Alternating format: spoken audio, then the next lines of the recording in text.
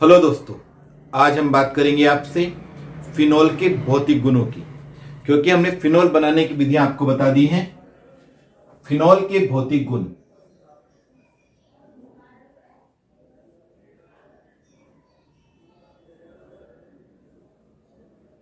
सबसे पहले फिनोल के भौतिक गुण में नंबर 1 हम बात करेंगे भौतिक अवस्था। अगर हम देखें जो फिनोल होता है वे अन्य फिनोल भी जो हैं वो सब भौतिक अवस्था की अगर हम बात करें तो फिनोल रंगहीन द्रव होते हैं और बड़े फिनोल हमारे ठोस भी होते हैं। फिनोल भी वास्तव में ठोस के रूप में भी पाया जाता है, लेकिन वायु की उपस्थिति में यह ऑक्सीकृत हो जाता है और इसका एक द्रव बन जाता है जो लाल भूरे रंग का होता है। इस प्रकार से इसकी भौतिक अवस्था रहती है और इसमें एक विशेष प्रकार की गंध आती है, जिस गंध का नाम ही हम इसी के आधार पर फिनोलिक गंध कहते हैं। तो इसमें एक विशेष प्रकार की गंध आती है जिसे हम फिनोलिक गंध कहते हैं। दूसरी बात करेंगे हम इसकी विलेयता की। चूंकि फिनोल है और फिनोल में होता है बेंजीन रिंग, और बेंजीन रिंग आपको बता दें दोस्तों, बेंजीन रिंग जल विरागी होता है। जल से वह क्या करता है, दूर भागता है। इसीलिए जो बेंजीन रिंग होने के कारण ये फिनोल भी हमारा जल में अविलेय होता है। तथा अगर हम इसे कार्बनिक विलायकों में जैसे अल्कोहल, ईथर, बेंजीन और आपके क्लोरोफॉर्म आदि में घोलते हैं तो ये आसानी से घुल जाता है। अर्थात जल में अल्प विलेय भी कह सकते हैं, थोड़ा बहुत घुल जाता है, लेकिन जल में अविलेय और कार्बनिक विलायकों में विलेय है।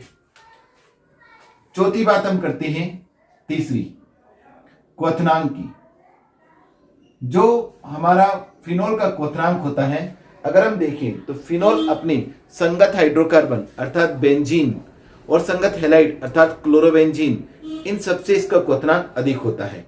और इसका मेन कारण आपको बताएं दोस्तों, ये जो फिनोल है इसके अंदर एक OH ग्रुप होता है और ये OH ग्रुप दूसरे फिनोल के OH ग्रुप के साथ हाइड्रोजन बंध बना लेता है। इसलिए इसके जो अणु होते हैं आपस में जुड़े रहते हैं और क्वथनांक बढ़ जाता है। किस प्रकार से इसमें रहता है आप देखिएगा, ये हमारा फिनोल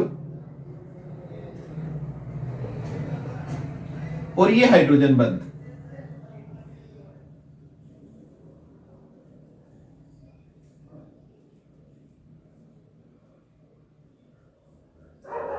तो ये फिनोल के बीच में जो ये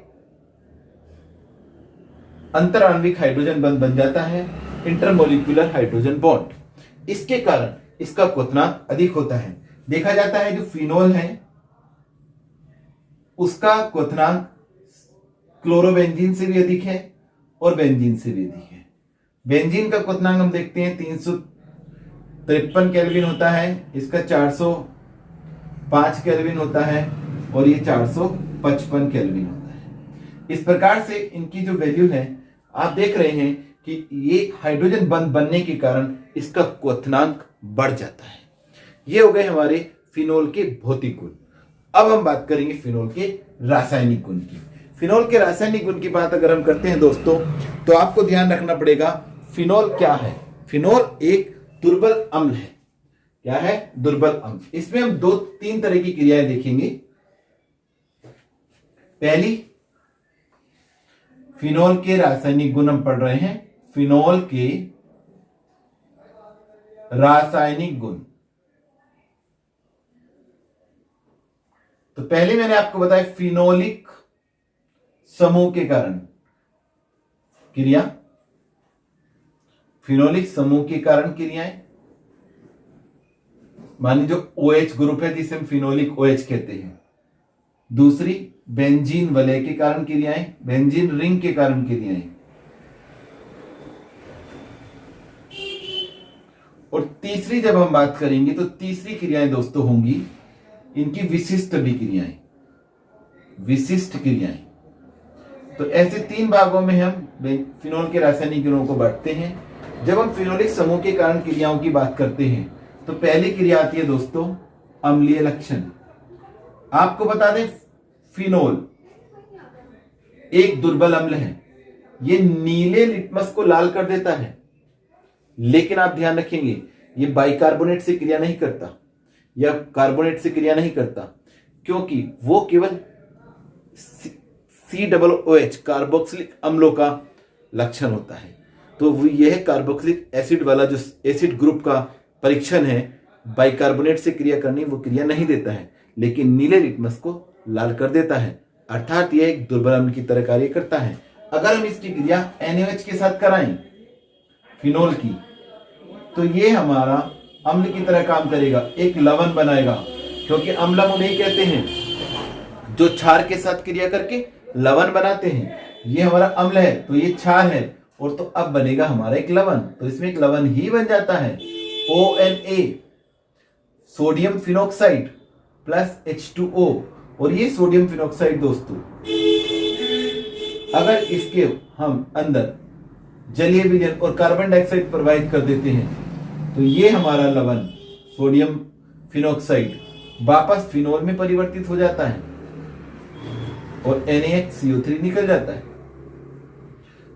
तो ये हमारी इसकी अम्लीय प्रकृति है, जो हमें यहां से पता लगती है कि फिनोल NaH के साथ क्रिया करके एक लवण बनाता है। अब ये अम्लीय प्रकृति दिखाता क्यों है, इसके बारे में हम अनुनाद से इसको सिद्ध करेंगे। फिनोल में जो आयन बनता है उसे हम फिनोक्साइड आयन कहते हैं। क्या बोलते हैं? Phenoxide ion. ये फिनोक्साइड आयन स्थायी रहता है। कैसे? जरा अगर हम बात करें फिनोल की, तो कुछ अनुनाद संरचनाएं आप देखें और इसको थोड़ा सा आप ध्यान भी रखेंगे। ये फिनोल है,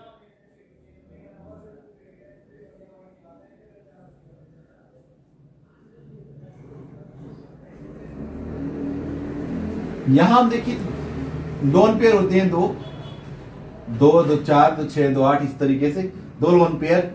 विस्थानीकरण देखेंगे यहां और यहां, तो यहां इसकी अनुनाद संरचनाएं बन जाती हैं। पाई इलेक्ट्रॉनों का विस्थानीकरण हुआ है, ऑक्सीजन पर एक पॉजिटिव चार्ज आ जाता है, अर्थात इसमें ऑक्सीजन एक धनावेश ग्रहण कर लेता है और यहां नेगेटिव चार्ज आ जाता है, और ये पेयर यहां आ गया। अब ये पेयर यहां पहुंचेगा और ये डबल बॉन्ड यहां, क्योंकि जो हमारा अनुनाद सूत्र होता है वो एक के बाद एक उसमें विस्थानीकरण होता चला जाता है।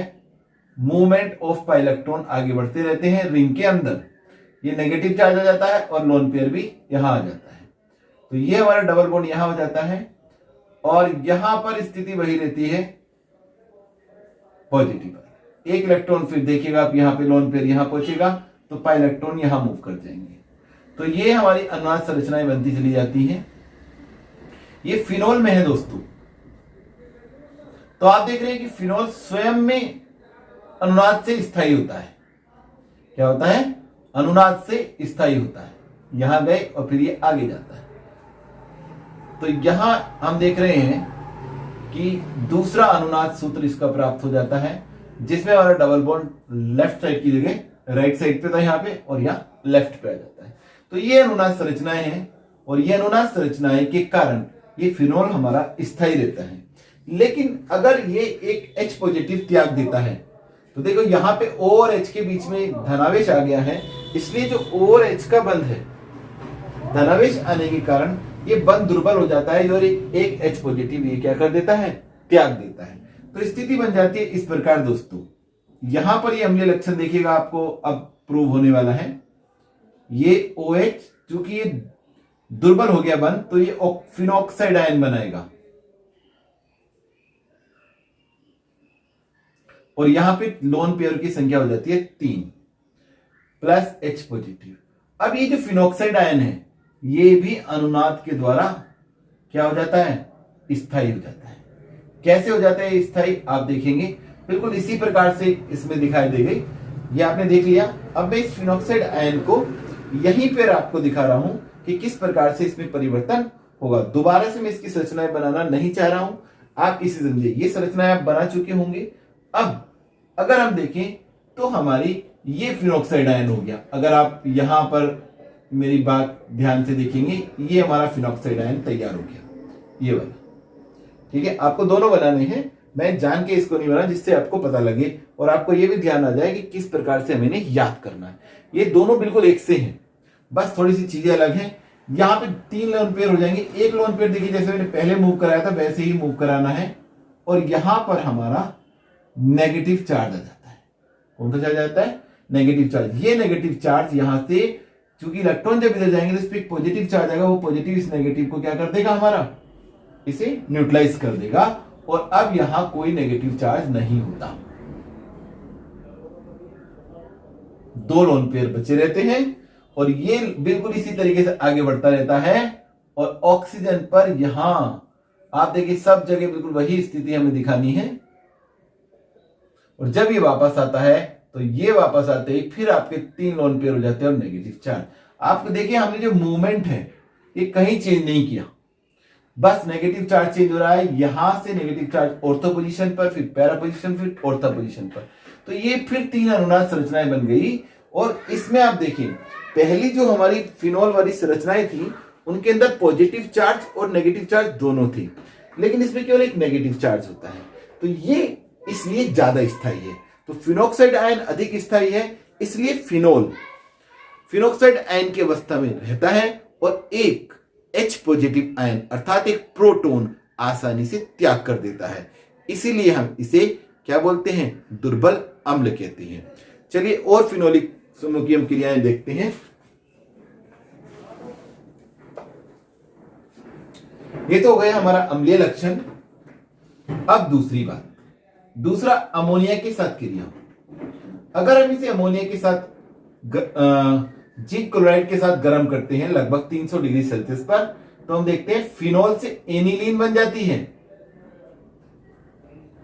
OH NH3 और ZnCl2 की प्रेजेंस, और लगभग आप इसे 300 डिग्री सेल्सियस या 573 केल्विन टेम्परेचर दे देंगे, तो आप देखेंगे डिग्री सेल्सियस, यहां पर ये NH2 बन जाता है, और इस को हम कहते हैं एनिलीन, एक H2O एनिलीन।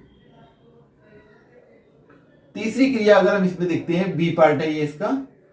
सी पार्ट अगर हम देखते हैं तो जिंक के साथ आसवन, जिंक के साथ अगर हम आसवन करते हैं तो हमें फिनोल से वापस बेंजीन बन जाता है। बहुत बार ये रिएक्शन पूछी जाती है, इंपॉर्टेंट रिएक्शन है कि फिनोल से बेंजीन कैसे बनाएंगे, तो बहुत आसान है, जिंक क्या लगाइए, यहां पर लिखिए आसवन, बोले डिस्टिलेशन, और जिंक ऑक्साइड लेके अलग हो जाएगा ऑक्सीजन को, ये बेंजीन रह जाएगी, और जिंक ऑक्साइड, ये हमारा बेंजीन बन गया। तो अगर फिनोल से हमें बेंजीन बनाना हो तो भी हम इस रिएक्शन को कर सकते हैं। फिनोल से अगर हम एनिलीन बनाना हो तो हम सिंपल रिएक्शन लिख सकते हैं। अमोनिया के साथ क्रिया, जिंक क्लोराइड की उपस्थिति 300 डिग्री सेल्सियस, यहां पर जिंक के साथ आसवन कर देंगे। नेक्स्ट रिएक्शन अगर हम देखें, एसिटिलीकरण। एसिटिलीकरण दोस्तों हम पहले भी आपको बता चुके हैं जब हमने क्लोरोबेंजीन पढ़ा था। एसिटिलीकरण हमारी 2 चीजों से होता है। जब भी हम एसिटिलीकरण करेंगे तो हम या तो एसिटिल क्लोराइड से क्रिया करेंगे, या फिर हम क्रिया कराते हैं एसिटिक एनहाइड्राइड से। यहां एल्कोहल इनसे क्रिया करते हैं, जैसे उसमें एस्टर बनते हैं तो यहां भी एस्टर ही बनते हैं। क्या बनते हैं? फेनिल एसीटेट, फेनिल एसीटेट बनते हैं। किसके साथ क्रिया करानी है? किसके साथ? देखिए ये हमारा फिनोल, और रिएक्शन दोस्तों फिर याद रखेंगे, रिएक्शन एसिटिल क्लोराइड और पिरिडीन की उपस्थिति में, तो हम देखेंगे ये फेनिल एसीटेट बन जाता है, फेनिल, और ये OCOCH3, इसे हम कहेंगे फेनिल एसीटेट, ये एसीटेट हो गया, प्लस HCl, और यही रिएक्शन ये तो हुआ एसिटिल क्लोराइड। और मैंने आपको बताया एसिटिलीकरण हम 2 यौगिकों के साथ करते हैं, एसिटिल क्लोराइड के साथ और एसिटिक एनहाइड्राइड के साथ। तो सेम रिएक्शन देखेंगे हम, phenol plus acetic anhydride CH3CO पूरे का होल ट्वाइस O, पिरिडीन की उपस्थिति, और ये हमें फिर तैयार phenyl acetate OCOCH3 plus acetic अम्ल। और दोस्तों इसके बाद अगर हम बेंजोइलीकरण करेंगे, ये क्रिया आप उतार लेंगे, इसके बाद हम बेंजोइलीकरण दिखाता हूं मैं आपको। बेंजोइलीकरण, ये हमारी ई क्रिया है और इस रिएक्शन का नाम है शोटन बोमान अभिक्रिया। बेंजोइलीकरण ई क्रिया हो गई हमारी, और इसमें हम बेंजोइल क्लोराइड लेंगे C6H5COCl, बेंजोइल क्लोराइड पिरिडीन की उपस्थिति में ही कराएंगे और यहां COC6H5 हो जाएगा और इस यौगिक को कहेंगे हम फेनिल बेंजोएट।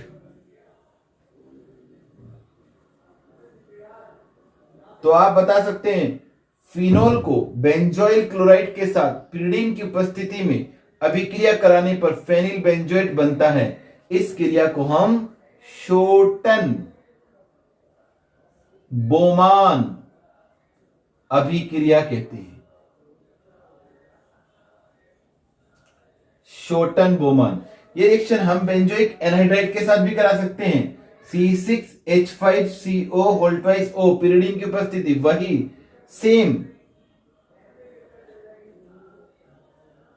हमें ध्यान रखना है कि ये रिएक्शंस लगभग सेम होती हैं, कुछ चीजों में हमारा परिवर्तन होता है। ऑर्गेनिक इसीलिए आसान मानी जाती है।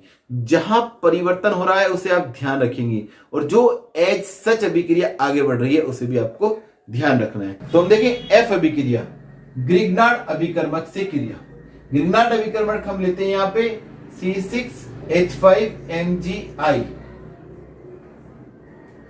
इसमें हम ये जो C6H5 है यहीं से देखिएगा, अगर हम इसका CH3MgI लेंगे, क्योंकि अगर आपको ध्यान हो एल्कोहल हमेशा ग्रिग्नार्ड अभिकर्मक के साथ क्रिया करके एल्केन बनाते थे, ये भी हमारा हाइड्रोकार्बन ही बनाएगा।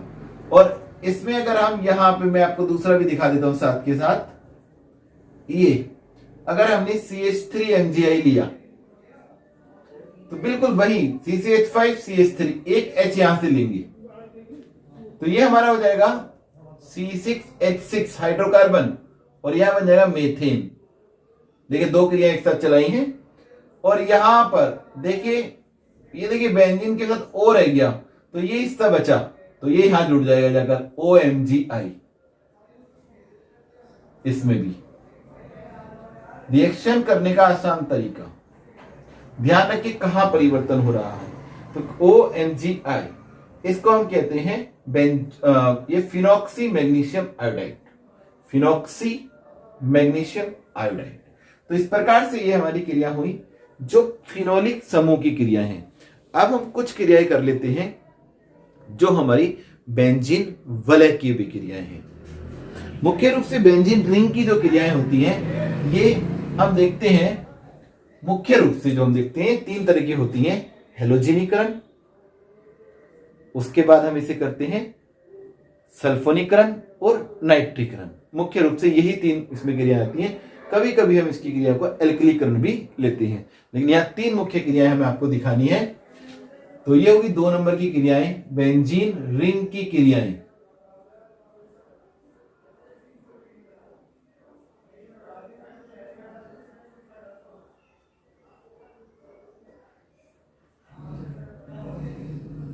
बेंजीन रिंग की क्रिया में हम सबसे पहले नंबर पे लेंगे हेलोजनीकरण। हेलोजनीकरण में अगर हम दोस्तों देखते हैं फिनोल की क्रिया ब्रोमीन जल से कराते हैं। फिनोल ब्रोमीन जल माने ब्रोमीन वाटर। जब हम यह वाटर लेते हैं तो हम देखते हैं 2,4,6 ट्राइब्रोमोफिनोल के सफेद अवक्षेप मिलते हैं। दो यही रिएक्शन विशेष इसमें होती है, कई बार पूछी गई रिएक्शन बोर्ड्स में। 3HBr इसे बोलेंगे हम 2,4,6 ट्राइब्रोमोफिनोल।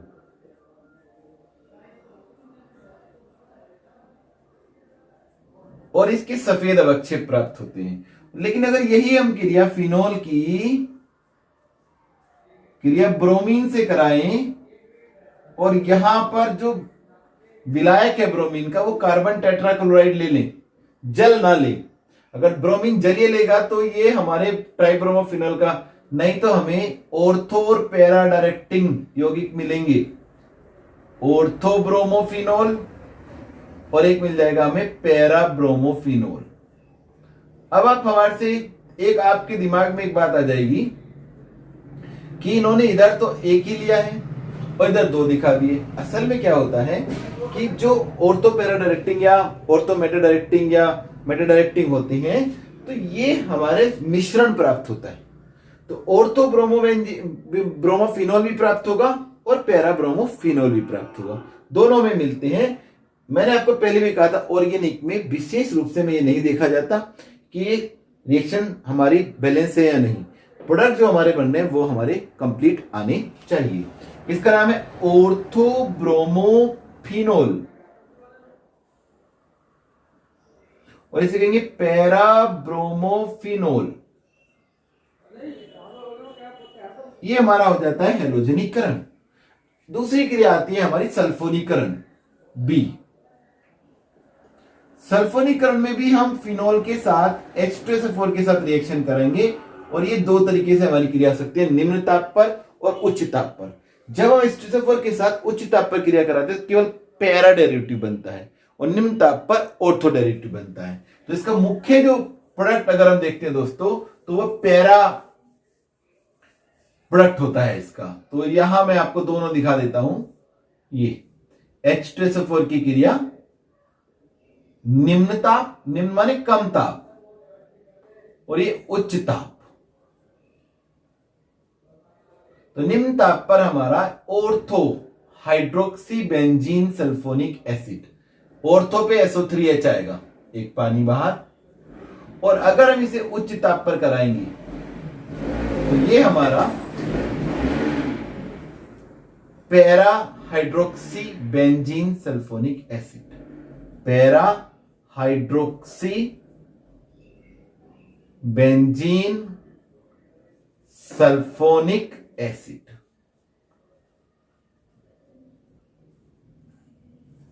यह हमारा ortho hydroxy benzene sulphonic acid.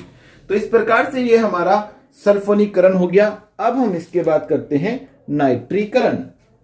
नाइट्रीकरण इसका बहुत इंपॉर्टेंट है दोस्तों। फिनोल में हम अगर हम देखते हैं अक्सर जो रिएक्शन आती है बेंजीन रिंग की, या तो उसकी ब्रोमीन वाटर से रिएक्शन आती है जिसमें 2,4,6 ट्राइब्रोमोफिनोल का सफेद अवक्षेप प्राप्त होता है, या नाइट्रीकरण आता है। तो ये जो नाइट्रीकरण है ये हम देखेंगे अब सी रिएक्शन नाइट्रीकरण। नाइट्रीकरण में अगर आप दोस्तों देखेंगे तो कोई दो तरह की इसमें क्रिया रहती है। पहली तनु HNO3 से क्रिया, सीधा HNO3 से क्रिया करेंगे तो हमें तनु HNO3 से क्रिया करने पर ऑर्थो और पैरा नाइट्रो यौगिक प्राप्त होंगे। ऑर्थो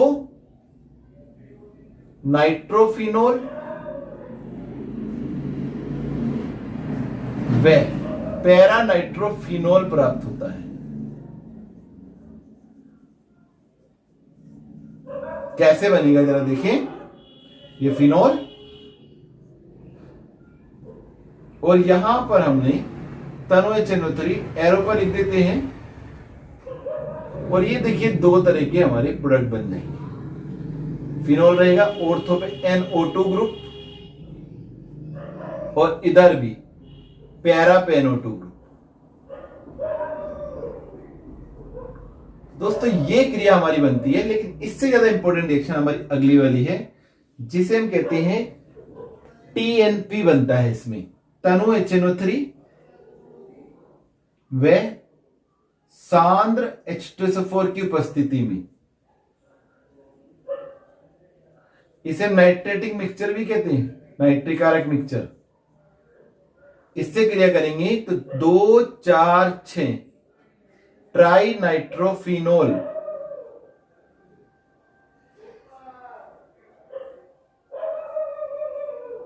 या TNP।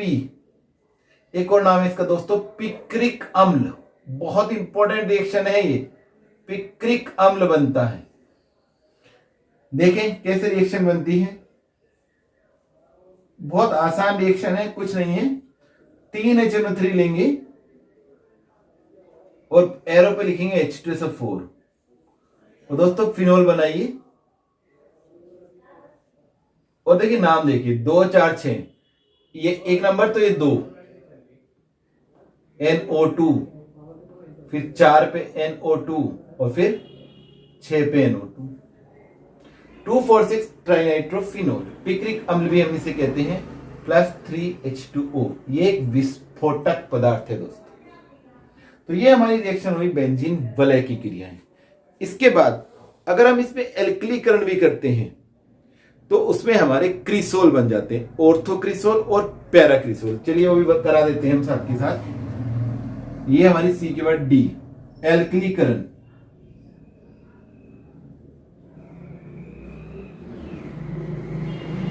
फिनोल की क्रिया यदि हम CH3Cl से कराएं